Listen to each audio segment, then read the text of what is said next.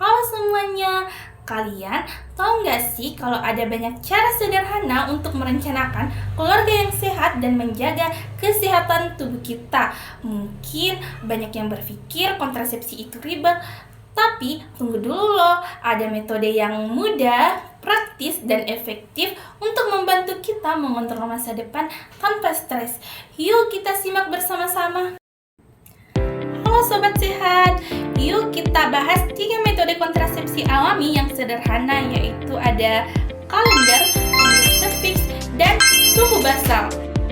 Nah, yang pertama itu ada metode kalender. Metode ini bekerja dengan cara menghitung siklus menstruasi untuk mengetahui masa subur. Dengan cara ini, kamu bisa menghindari hubungan seksual saat ovulasi atau masa subur. Nah, ada pun cara kerjanya. Yang pertama itu kita catat siklus menstruasi selama beberapa bulan untuk menentukan pola siklus haid. Kemudian yang kedua itu hindari hubungan seksual pada masa subur.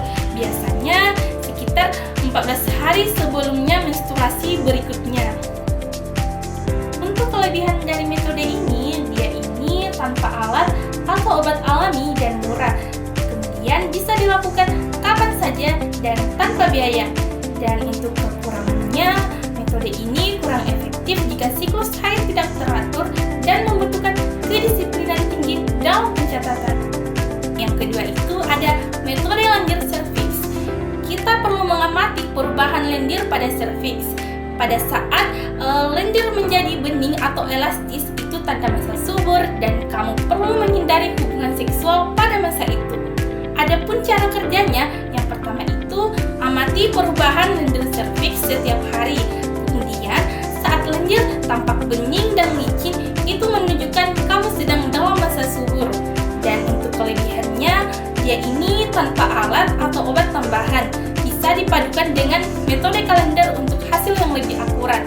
Kemudian untuk kekurangannya, dia ini harus diobservasi secara rutin dan teliti.